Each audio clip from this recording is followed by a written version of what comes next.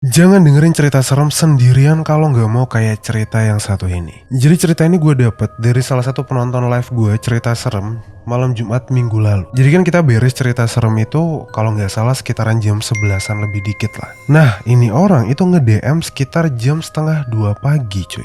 Jadi waktu live itu kita lagi bahas kamar yang ada jendelanya. Apalagi kalau jendelanya itu nggak ada gordennya, nggak ada gelambunya. Biasanya ada tuh sosok-sosok yang suka lewat di depan jendela itu. Ini orang sebenarnya nggak tertarik banget nih buat ikutan ngobrol di live chat. Dia cuma dengerin doang. Sebut aja ini orang namanya Lila ya. Jadi beres si Lila ini nonton gue live, dia ngantuk tuh. Nah, emang biasa kan anak zaman sekarang kalau sebelum tidur kan dengerinnya podcast kan. Jangan lupa dengerin podcast Bagi Horor di Spotify ya. Dan waktu itu dia sebelum tidur dia juga dengerin podcast horor juga, tapi bukan podcast Bagi Horor, podcast lain lah. Udah tuh ketiduran. Tiba-tiba kebangun sekitaran jam 1-an kurang lah. Dia kebangun, podcastnya masih nyala di handphonenya. Dia matiin dong podcastnya. Terus dia mau jalan tuh, mau bangun ke kamar mandi buat pipis. Waktu lagi jalan ke arah pintu, gak tahu kenapa dia tuh ngerasa kalau lagi diperhatiin sama seseorang. Kan kerasa banget tuh ya kalau kita lagi diperhatiin sama seseorang kan rasanya gak enak gitu.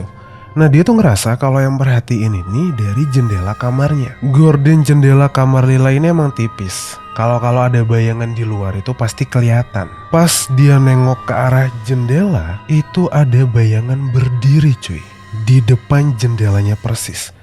Lagi kayak ngeliatin dia, ngintipin dia. Sebenarnya bisa aja itu bukan setan, bisa aja itu maling atau ada orang niat jahat gitu ya. Tapi yang jadi permasalahan di sini adalah kamar Lila ini ada di lantai 2.